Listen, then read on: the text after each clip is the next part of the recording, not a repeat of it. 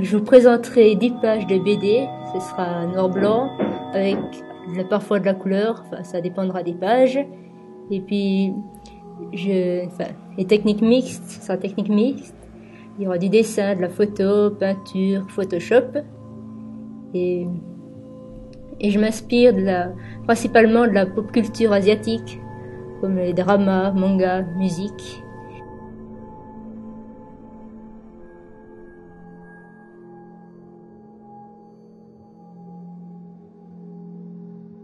C'est l'histoire d'un jeune profiler et il s'appelle John Crow et celui-ci est persuadé de retenir le tueur en série qui sévit depuis plusieurs mois.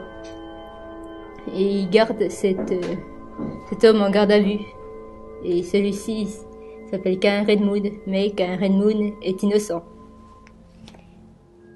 Et on apprend au fil du récit que Cain cherche à neutraliser le mal qui est en lui.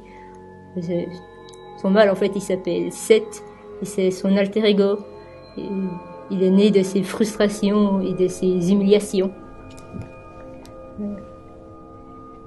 Seth, en hébreu, ça signifie qu'il remplace. Et en l'occurrence, dans mon histoire, c'est qu'il remplace Cain. Et le labyrinthe, c'est en fait une métaphore de l'univers de Seth, dans lequel Cain se perd, ainsi que toutes les victimes.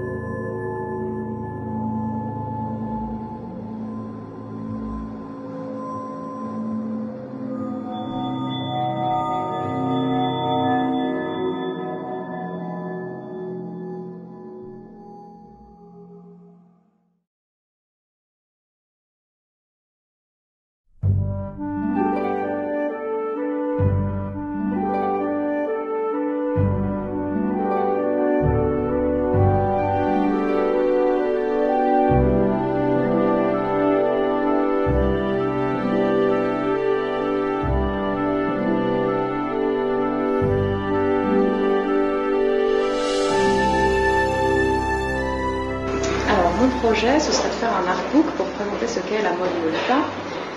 Donc la mode Lolita, c'est une passion pour moi depuis maintenant plusieurs années et j'avais envie de la faire partager avec ceux qui en ont.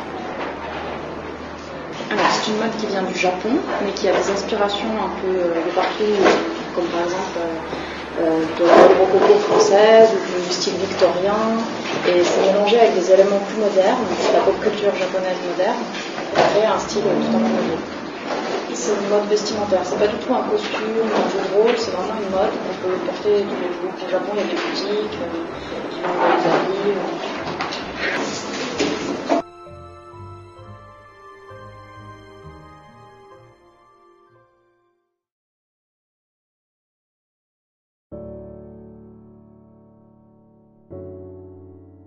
Donc mon projet, c'est une bande dessinée en noir et blanc de 18 pages. Donc on suit l'histoire à travers les yeux d'une petite fille qui s'appelle Sésame. Donc Sésame et sa petite sœur ont perdu leurs parents dans un accident de voiture et ils se font adopter par leur oncle et sa femme Vanille.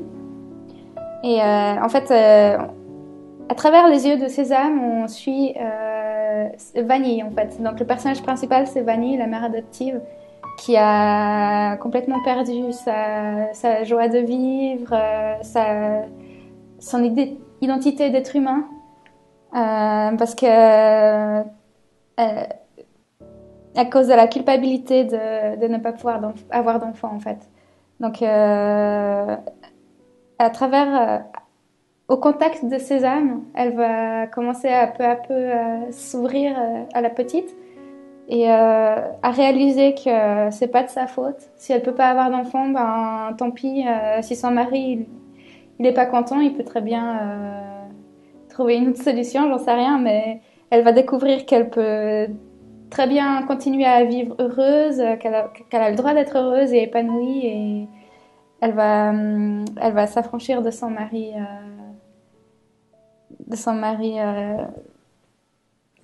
plein de rancœur en fait. C'est l'histoire de Vanille, une femme vivant dans la culpabilité de ne pas pouvoir avoir d'enfant, qui va retrouver la force d'être elle-même grâce à l'arrivée d'une petite fille orpheline dans sa vie. Devenue femme aujourd'hui, Sésame est en... Ouais, alors c'est un album illustré 24 pages, en forme assez classique encore.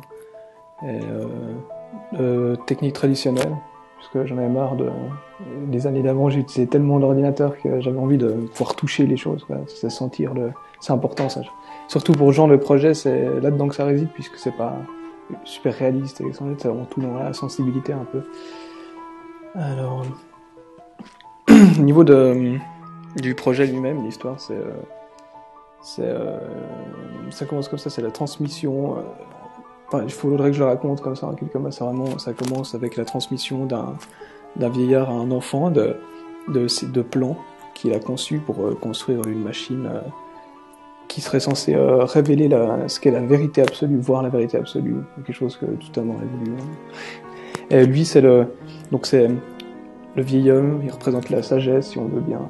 Il a tout savoir, mais il n'a pas la force de le réaliser, alors que l'enfant, c'est la fraîcheur, la vigueur. Lui, il peut, mais il n'a pas la connaissance. Alors, ça commence vraiment comme ça, direct dans le vif du sujet. Il lui lance et quand il dit, tiens, si tu veux, tu peux le faire, essaie de le réaliser, tu trouveras ce que j'ai trouvé pour toi, en fait. Ça pose la question de la relation vraiment de l'enfant ou de n'importe qui, finalement. De la construction de soi par rapport à la sagesse d'autres.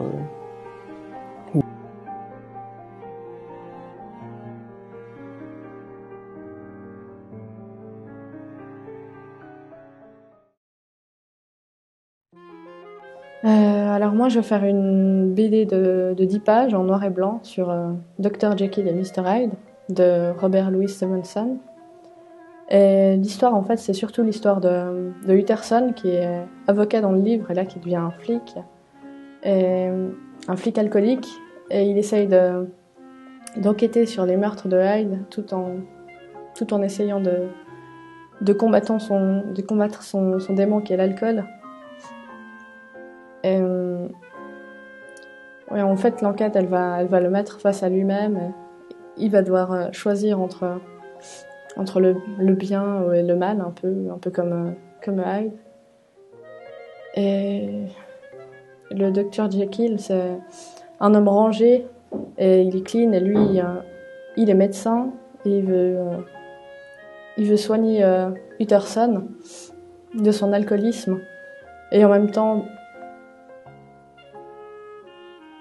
il a aussi un double démoniaque. Et l'histoire, elle se déroule à Londres, à la fin du 19e siècle. Et voilà. Alors l'histoire, elle se déroule à Londres, vers la fin du 19e siècle. Et Utterson, il enquête sur une série de crimes. Et là, il va vraiment devoir faire le choix d'arrêter l'alcool et de se confronter à lui-même pour réussir à ne pas mourir, à ne pas se faire virer et à réussir à se sauver. Alors mon projet, c'est un projet de bande dessinée, le petit manuel de la sorcellerie qui ne marche pas du tout. L'histoire. C'est une sorcière, une jeune sorcière qui a un taux de réussite proche de 0. Et en fait, elle va avoir plein de répercussions autour d'elle et ça va être catastrophique en fait. Si un peu chaque nouvelle sorcière amie qu'elle va rencontrer à travers son aventure, en fait, ils vont lui arriver plein de problèmes et tout, et à chaque fois elle va devoir fuir, mais seule, sans ses amis, parce que ses amis seront emprisonnés ou d'autres choses seront arrivées. Mon projet, il est né d'une envie de parodier la sorcellerie et tout ce qui entoure, en fait, pour que ça devienne parodique. Les choses qu'on entendait qui se passaient au Moyen-Âge, trucs un peu gore, moi je détourne tout ça pour que ça soit plutôt drôle.